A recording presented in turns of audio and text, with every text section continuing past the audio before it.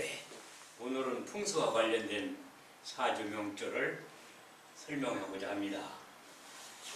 1958년 11월 2일 02시 10분 건명으로서 무술년 갑자월 개해일 개축시에 태어난 사람입니다.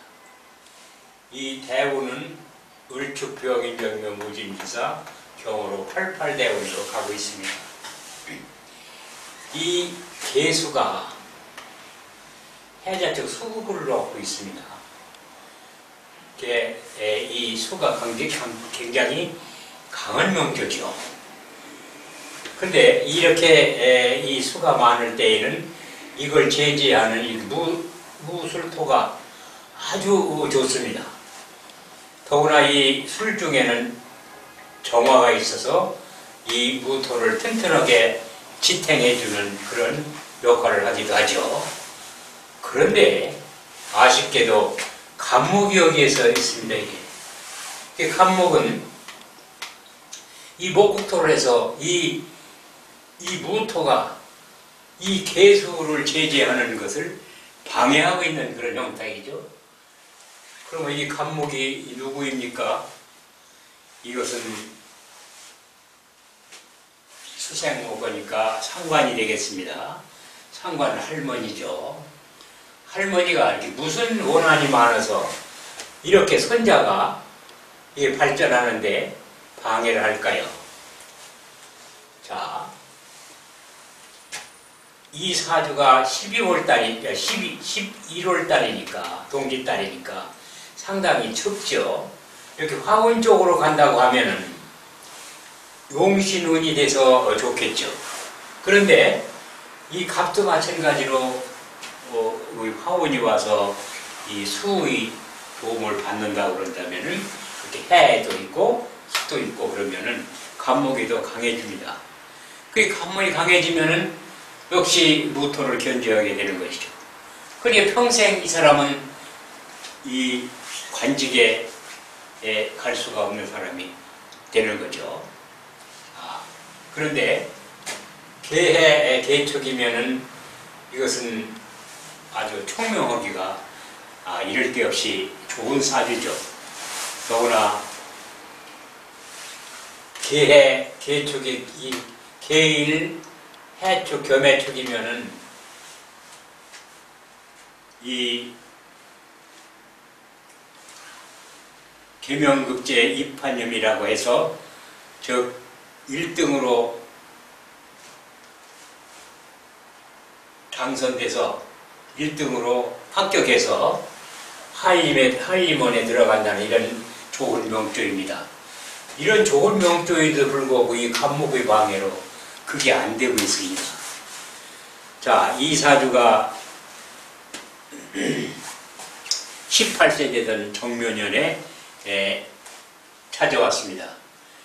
근데 그 어머니가 찾아왔는데 이 친구들하고 놀다가 이제 성질이 나니까는 상대방 친구를 발로 걷어찼는데 해필 고환을 손상이 돼서 그 학생이 입원해 가지고 있고 또 그걸로 인해서 그 부모들이 고소장을 제출한다고 그러는데 이게 어떻게 하면 해결이 될 수 있느냐, 좋은 길은 없느냐, 이런 것을 물어보러 그 어머니가 찾아온 사례입니다.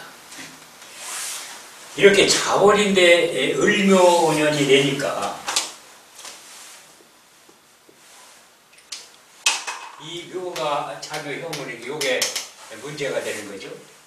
해필 상대방의 그 중요한 부분을 손상시켰다는 것은 참으로 안타까운 일이죠. 그런데 이것을 보면 이게 할머니인데 할머니 이 밑에 지하수가 있습니다. 그래서 할머니가 생전에 계십니까? 하고 물어봤더니 할머니는 돌아가셨습니다. 그래서 이게 그러면은 화장을 했습니까? 묘장을 했습니까? 이렇게 물었더니 묘장을 했다는 거예요. 그러면 할머니 산소에 물이 들었습니다.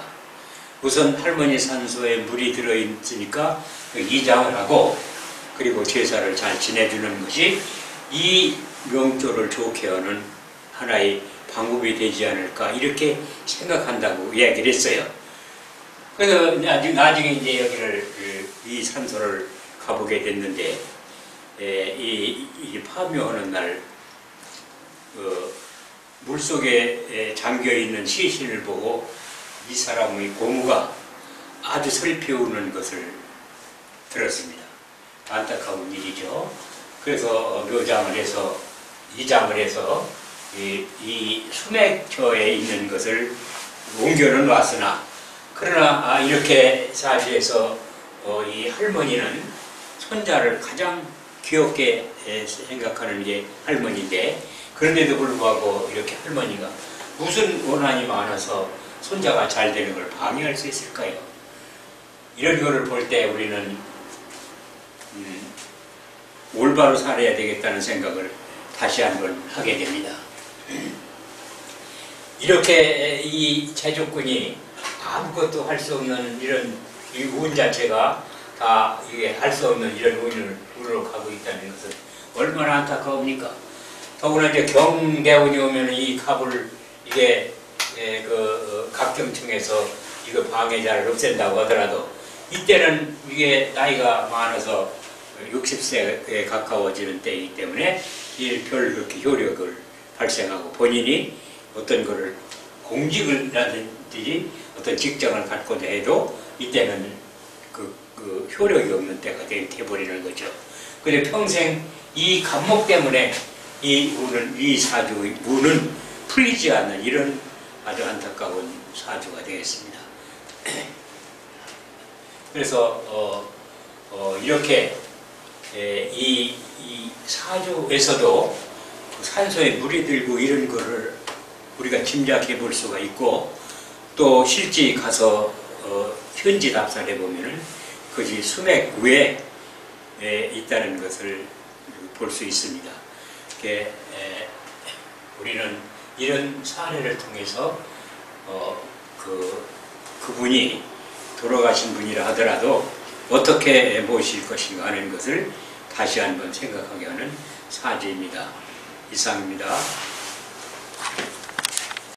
이 사주는 사주첩경 제5권에서 추교사격으로 소개된 사주입니다.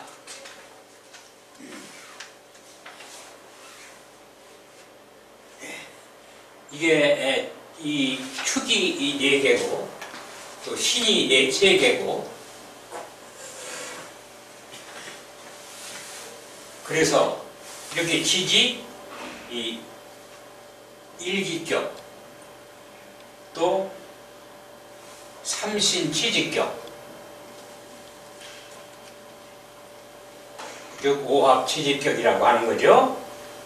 또 이기성상격 토금으로 되어 있으니 이기성상격으로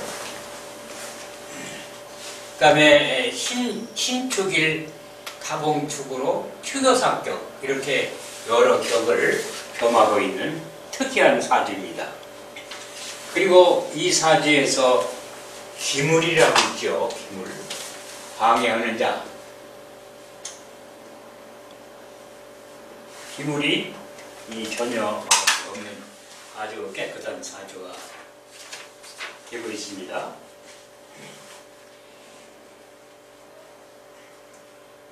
이런 사주는 청순한 격을 이루고 있는 것이 특이한 명조고 이렇게 되면은 자주가 참으로 이상한 사람이 되겠습니다.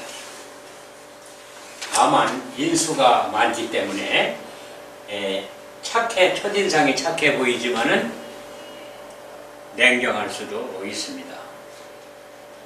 이분이 태어난 시기가 1902년이니 상원갑자 이운기 말 조선시대가 되겠습니다.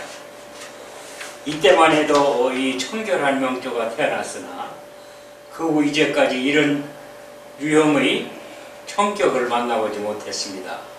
물론 본인의 과문은 탓이겠습니다만은 세종대왕께서 올바른 송문화의 혁신 정책으로 이러한 성격이 출현하게 된 것이 아닌가 생각합니다. 물론 이 제도의 시행으로 아까운 인재들이 희생되는 부분도 있었습니다만은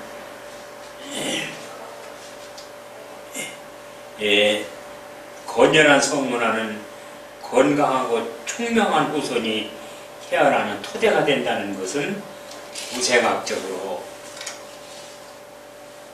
증명된 사실입니다.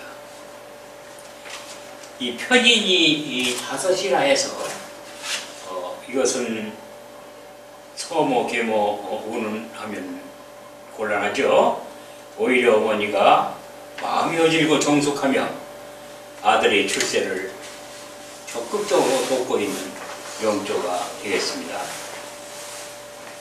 대우는 금수운에 발음하는데 토운이 왕하니 그 토금이 왕하니 토금운이 길하다 하겠으나 토운인 무술대운은 이 무술대운은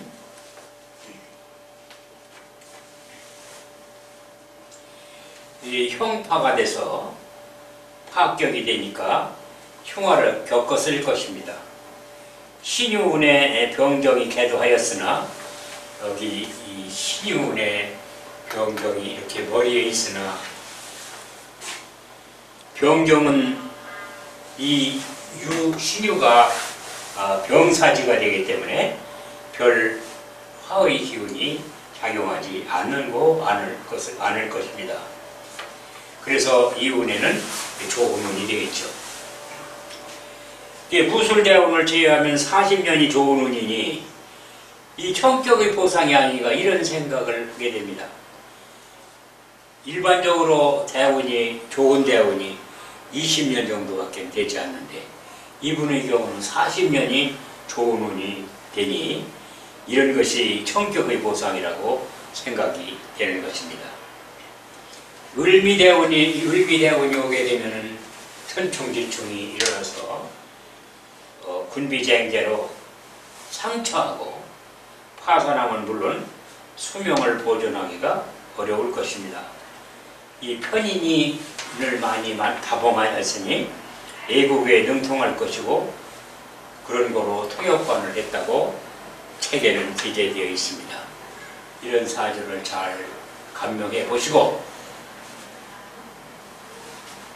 우리가 숫자가 많다 해서 이 성격인 경우에는 이 숫자를 가지고 어머니가 여럿이다 이렇게만 볼 수는 없다는 것을 이런 사주를 통해서 우리는 알 수가 있겠습니다.